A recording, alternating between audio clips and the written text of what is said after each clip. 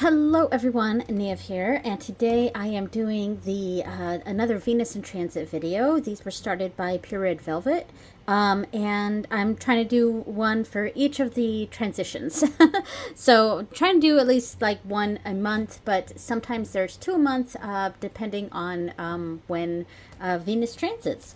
Today we are doing Venus in Gemini, and Venus is in my fourth house, so that's why I have the house card here. So yeah, and I'm sorry if the lighting is a bit different right now. It's really rainy out, so of course that's the case, and because of that, the lighting is just really bad. So I kind of have this like makeshift lighting situation going on here, so hopefully it's fine.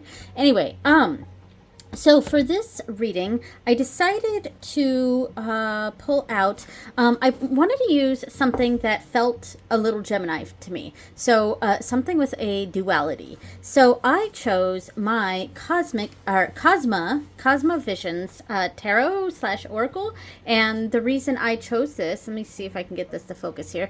The reason I chose this is because this is kind of a combination tarot / oracle, and so it's kind of got a duality to it. So I thought it might be fun to use this deck as the reader for this transition. And I have also been using a lot of James R. Eades's decks for the month of May here. I'm filming this in May. It's actually May 30th as I'm filming this, but I think this video is actually going to go up on June 1st. So yeah, so I for the month of May, I've been using a lot of James R. Eades's decks, mostly the green glyphs, but also the Cosma and Prisma Visions. So that's why I'm going to use this one. And it's technically an oracle, but it's also a tarot. So I thought the duality of that fit well with Gemini. And for the oracle card here, I am using the Kamito Yokai oracle. And that is primarily because, one, this is new to me, so I'm still getting used to it, getting to know it, and two, it actually looks really good with Cosmovisions. So yeah, I'm going to pull a card from here, and then I'll actually stop the video so that I can look up what the card means. This deck is very new to me. The guidebook is all in French, so I can't really read that, and of course these are about a Japanese folklore, Japanese gods and spirits. So yeah, so that is what we're going to do there. So before we actually go into this, I want to grab the book for the Astro Codes, Star Codes Astro Oracle. There we go. I couldn't remember the name.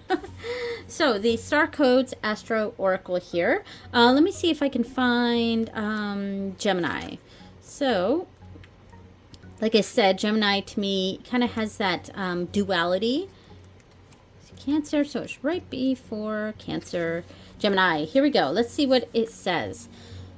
So with its symbol of a pair of twins conversing, Gemini asks us to weave a web of connections and build networks with humor and all forms of communication. So yeah, Gemini is, a lot of it has to do with communication, and the spread that I pulled out, this is from moonmamaoracle, and it's the Venus in Gemini. I slightly changed it a little bit. A lot of these Venus spreads have to do with like love relationships, but I kind of changed them to relationships in general, so it's not specifically about love or whatever. So so like question number 3 is how can I be more versatile in my relationships? And I think originally it was something like, how can I be more versatile in my love life or something? So I changed that up a bit so that it would just be relationships in general, and a general sense of communication, which is very on point for Gemini here. Yes, so the mutable air sign is ruled by Mercury and is connected to the lungs, shoulders, hands, and nerves. Gemini's purpose is to disperse ideas like milk thistle on the spring winds, cross-pollinate ideas like bees buzzing over the flowers. So yeah, a lot of it has to do with communication, and there's a sense of duality with Gemini, which this little part there didn't say anything about that. Let's see. Gemini's gift is an open mind and a sense of universal siblinghood. That's cool. We are all in this together. Challenge. The situation may be more complex than you think, so be willing to dig in. Gemini energy can be shallow or oversimplified, as it encourages breadth rather than depth. So you have to add a depth consciously. That's interesting. So yeah, it actually didn't really say much about duality, but duality to me is a big keyword for Gemini. So before I start this, I'm actually going to pull my card of the day. And this is just for me. I'm sorry if my sound's going in and out because I have this weird lighting thing above the camera. I have to kind of move around it. So I've been pulling a card every day or almost every day, from the Druid Animal Oracle. And this is just my card of the day. So and I'm keeping myself accountable by doing this in my videos. So yeah, so all the videos from May, and again, this is going up June 1st, but all the videos from May have at some point in them me pulling a card from here. So I'm just pulling a card. I'm not doing an interpretation, and then I'm going to record it in my book. So what is my message for the day? We have, ooh, cat. Nice. So I'm going to grab my book real quick. It is right here. Found my book. All right, and we'll go to here, and I will write cat on this day. So today is the 30th, and it's also the third quarter moon. Cat. All right, there we go. All right, so thank you for joining me for that, and now we will get back to our regularly scheduled program. Okay, so, oh, and before I pull a card from here, let's light our Venus candle here. So this is the candle I've been using for every Venus transition. And it's just a purple candle. Lighting this to signify that we are doing our Venus reading right now. And I am also going to grab some incense.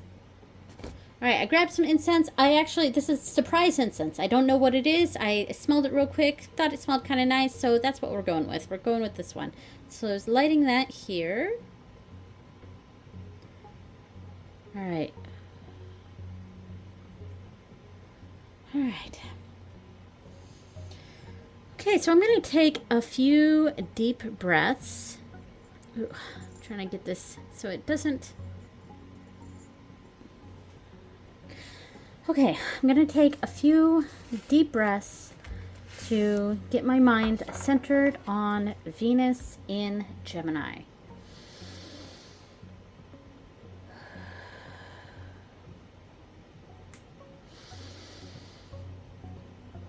All right.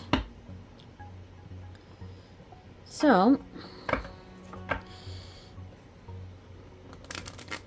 the oracle card that I pull is just going to be the general, it's just representing Venus in Gemini for this transition.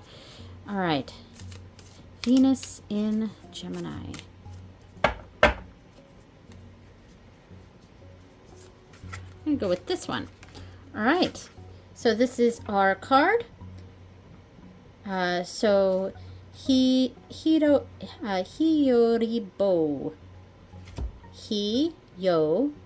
Hiyoribo. Interesting. Okay. I am going to pause that real quick and do a quick reading of this. Okay, so I've pulled out the book, and it is in alphabetical order here from the Romaji. Here is the book in French here, so if you can read French, you can pause that real quick and see the interpretation.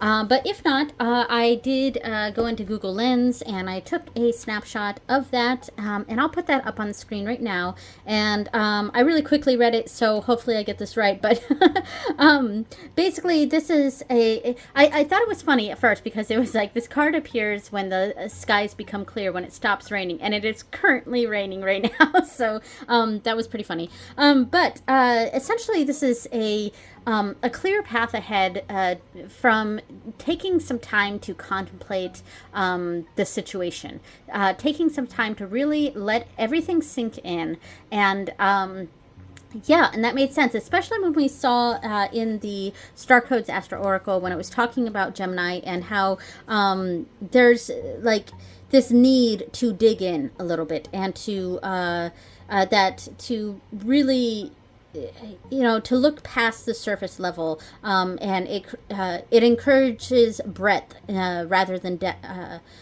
Gemini encourages breadth rather than depth, so you have to add the depth consciously. And I felt like that's what this card was really tapping into, that need to dive in deep a little bit and to sit and contemplate, and that's what's going to lead a clear road ahead. So yeah, I kind of like that. All right, so we are going to start the reading now. So the first question, now this reading it's for me. You know, these Venus in transit videos. So I'm reading that in the sense of my situation and my life, but I'm also sharing it so that other people, if it gleans something for you, if it makes sense for you, if you can take something from this, then great. You know, so I'm kind of I'm sharing my own reading, but I'm also sharing it to potentially help anyone else. So my energy as I enter this transition, this is why I don't like overhand shuffling, because my cards go everywhere. I prefer riffle shuffling, but my Cosma and Prisma Vision decks are the mini versions, and they're just a little too mini, and I can't riffle shuffle them. All right, so my energy coming into Venus in Gemini. All right, my energy. So, and I am going to zoom in because these are mini cards. So we'll zoom in quite a bit here. We'll put that here. That's a little too zoomed in. We'll go right here. Excuse me. So we've got the 10 of Lotuses, my energy going in here, which is the 10 of Cups.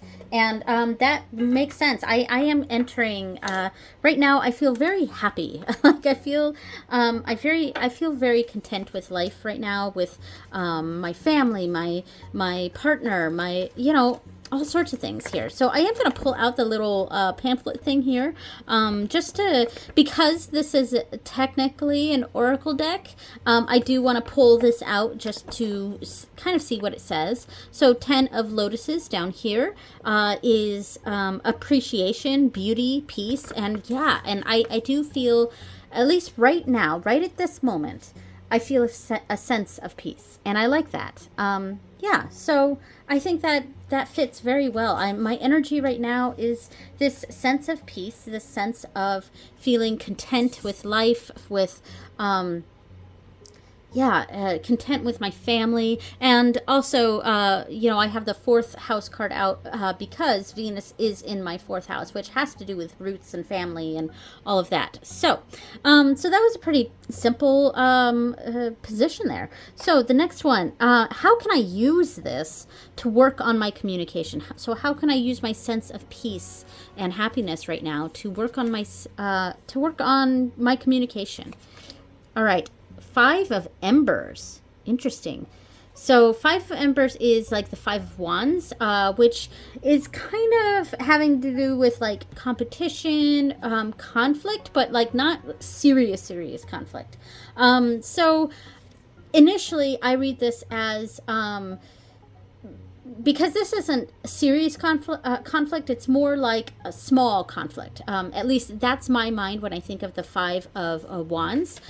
So my initial feeling of this is to not let these things, you know, burn in me, and to remember that sense of calm that I have, and remember that you know, a lot of these things that might upset me or get me worked up, a lot of those things are not worth it. You know, they're not worth disturbing my peace for.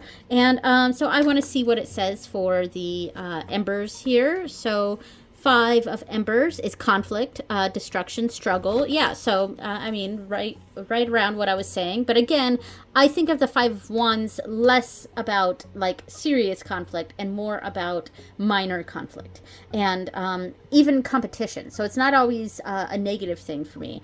But yeah, so the next card.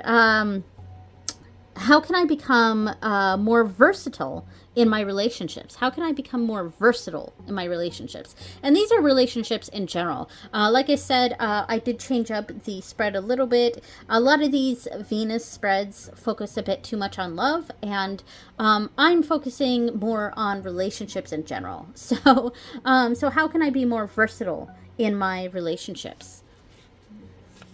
All right, so we have the 7 of birds. Fascinating. That is the 7 of swords. So the 7 of swords has to do with, you know, a lot of times we think of it as a negative thing like thievery or trickery or things like that. But I see it more a lot of times. I mean, it depends on the context, and I don't think that sort of context fits here. But I also think it represents a sense of creativity and cleverness, and possibly even tapping into intellectualism. Yeah, so I want to see what it says for the birds suit in this deck. Again, I'm going to the little pamphlet for this quite a bit because this deck is technically an oracle. It's also a tarot, but that's why I chose it for Venus and Gemini. It's that duality that of this deck. It's kind of used for both. So it's kind of a different interpretation of the RWS because it is still the same, but it's a little bit of a different interpretation. And that sort of energy I felt was perfect for Gemini. It really is taking a look at this from a different angle, and it is tapping into that versatility. This is a very versatile deck because it's kind of a combination of 2 systems. But because of that, I do have to go to the book. I do have a book for this. I just don't. It's put away. So, all right. So the 7 of birds here. So it says obstacle tactics strategy. So yeah, like I said, you know, the 7 of swords for me has a lot to do with cleverness and intellectualism and being clever about the way that you do things. So taking a bit of a more clever approach. There is a big giant ant crawling along this table, so I wonder if it'll come by the cards here, and that's okay. I don't mind it. But yeah, it's because the weather is getting it's like summer storms, you know, things like that. So we get like this heat. So the bugs want to come inside and then add onto it the raininess of today. And, you know, there's just some ants here and there in our house. So they're pretty big, too. They're like quite large ants. So so far, my reading here, we have this sense of peace and calm at this moment. Right now, for me, this may not be true for you at this moment. And, you know, but I am coming into this generally feeling pretty good, and to remember to not let the small stuff bother me, not to get overly worked up about minor inconveniences or minor quarrels, minor conflicts, and taking a bit of a clever approach to my relationships, and maybe tapping into more of my intellectual side, and having more clever conversations instead of surface level conversations. And that goes back to this card here, the Hiyoribo. Hiyoribo. The he to the yo it makes me trip up a little bit though. So but that first kanji here is he. So I'm guessing this is yo or yori, and then bo, or this is ribo. I'm not sure. I'm gonna have to later on figure out which one, which reading these are assigned to with this kanji. But anyway, so the next card. How can I seek more variety during this transition? So. We have this sense of calm and peacefulness, not letting the small stuff bother us, and taking a more clever or even intellectual approach to my relationships. And now we are looking for a variety, just general variety in life during this transition. So I'm going to shuffle a little bit, just feel the need to. All right, so, oh, here's the ant. See, look how big that thing is. Yeah, I told you there's an ant just crawling around on this table, and they're so big. All right, so, how can I bring variety to my life during this transition? All right, the Protector. Now, here is where I definitely need to look at the book, and I'm going to adjust the camera here a little bit. All right. There we go. All right, so I'm going to look at the little pamphlet here because the court cards in this deck aren't necessarily assigned to suits. It's not like page, knight, queen, king. They all have a certain archetype. And because of that, I actually don't know what suit this is from. The Protector, I can make some guesses. Potentially from the fire suit, the wand suit. Yeah, probably. But let's see. My guess is that this is going to be from the wand suit. And Protector, probably the king of wands. So let's see. All right. Let's go to the wands. Oh my gosh, that is. So that was actually pretty cool. So perceptive, protective, flowing creativity. Interesting. So for more variety. So for more variety, I feel like there's a sense of protecting what I'm passionate about. So I don't need, in order to have variety, I do not necessarily need to give up the things that make me happy. I can find variety in my life as it is and protecting my life as it is right now.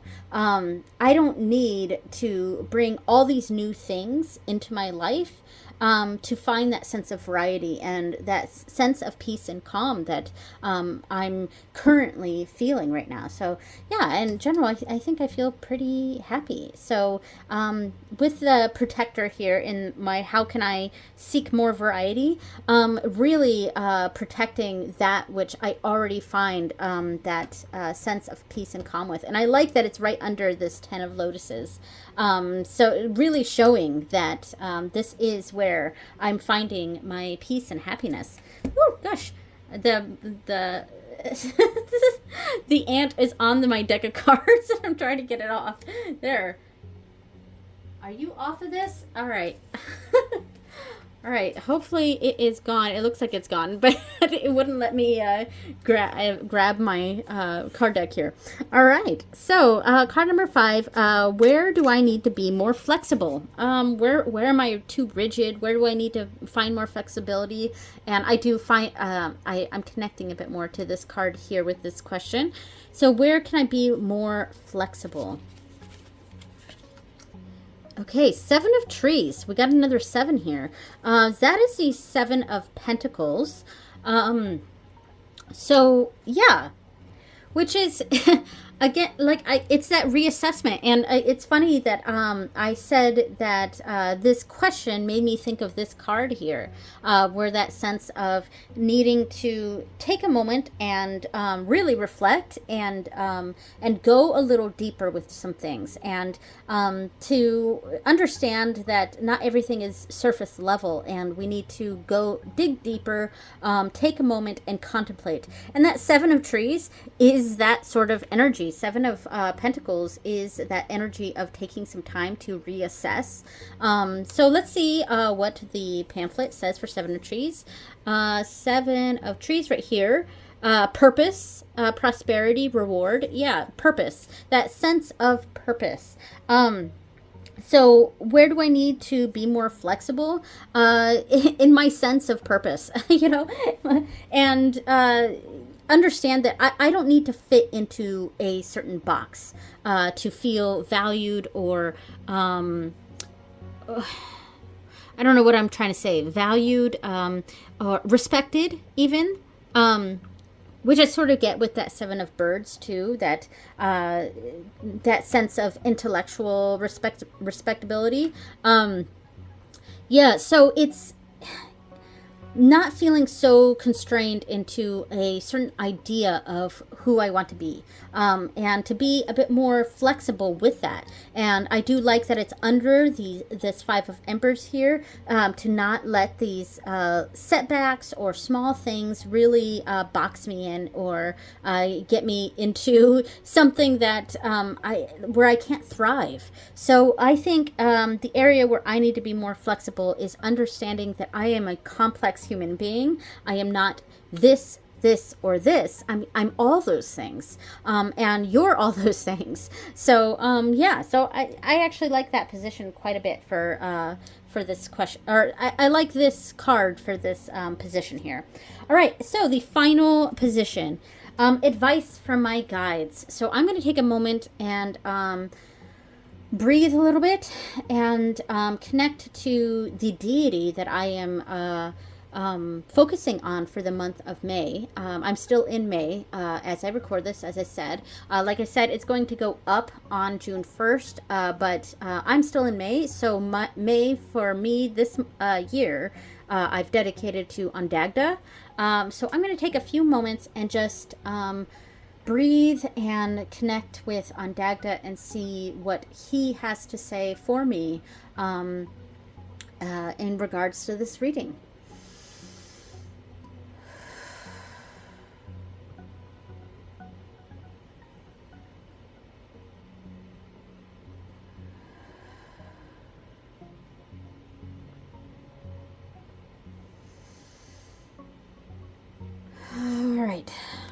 So I think I'm going to leave those breaths in. I'm not even going to edit that out. I'll just let that stay in the video.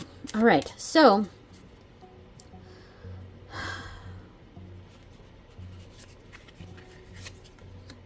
ooh, the veil. I have gotten this card quite a bit, actually, fairly recently. So the veil. This is it is card number 17. So I'm pretty sure card number 17 is the star. And what an interesting depiction of that. It's kind of that walking through the veil, walking through what was blocking me before, and walking through. And the star for me is kind of that sense of hope. And it is a guiding light, like come this way sort of thing. And it's, it really is a sense of hope. And I do want to see what it says here, because the major arcana for the Cosmovisions is set up differently. Like it starts off with death, because that's the beginning. And the Cosmovisions has a lot to do with past lives. So that's kind of the theme of the deck. And because of that, the major arcana is really all shifted around. It's still technically connected to each of the positions. And in fact, death for this is essentially the Fool, because it's the beginning of the journey. Death is the beginning of the new life, essentially. So everything is a little set up differently. So while this is card number 17, the star, the fact that it's a veil kind of represents something a little bit different. So the veil, here it says hope again, hope, reassurance, and brightness. So interesting. I think, you know what I want to do? I kind of want to grab the actual big book for this and just see what it says for the veil. Okay, I have the beautiful Cosmovisions slash Prismavisions book here. So I think it's right here. All right, the veil. So I do want to see what this says, and I know I'm right on top of my reading here, but so upright meaning hope, reassurance, brightness. That's what the little pamphlet said. The veil is a gentle reminder that hope is sometimes invisible. This card is a beacon. Hope is arriving, or it's soon on its way, which was kind of what we were getting from this. That there is a sense of a veil lifting, of a path becoming clear, the rains stopping, and as of right now, it's still raining a little bit. It's still raining, but it has lightened up a bit. Yeah, so this card is a beacon. Hope is arriving, or it's soon on its way. Hope can come in many forms and can feel as easy as flipping a switch. You'll be surprised how drastically things can go from dark to light. We're really seeing a theme with this reading today, aren't we? Like a comet blazing across the night sky. Let yourself feel hopeful, and your faith in the future, that, again, is a sign that we've been seeing with this reading, will surely return. Look for small joys. Remember the brightness of the sun and the magic of the stars. So that's very, very positive. All right, I'm going to move that book to the side here. What a lovely little reading for this. I really quite like this. So yeah, this has been the reading for my Venus in Gemini. In general, again, this is a reading for me, so it may not resonate for you, but if it does, great. So starting off, we have this sense of reassessment, which we saw here and here. The sense of really contemplating my life, contemplating what I have, what brings me happiness, what brings me joy, what things to protect. This, a sense of cleverness, that we saw here, and hope, a general sense of hope. Like, we got that a lot here, and to not let small things bring down that hope. Yeah, in general, I think that's what we got here. Coming into this feeling a sense of peace and calm, not letting the small things bother me, really tapping into my intellectualism and using words to be clever about and smart about the kinds of communications, knowing my audience. I think that's something that's popped up to me here. A sense of knowing my audience when it comes to who I'm talking to, protecting what I actually treasure and what I find valuable in life, but to not be so boxed in, and to not define myself by these labels. And again, at the end here, this sense of a veil lifting, walking through, a sense of hope. So in general, I think this was a very, very positive reading. What did you think? Did any of this resonate for you? I'm going to zoom out just a little bit so that I can get a picture of this for the thumbnail. There we go. Thank you so much for watching, everyone, and I will see you next time. Bye!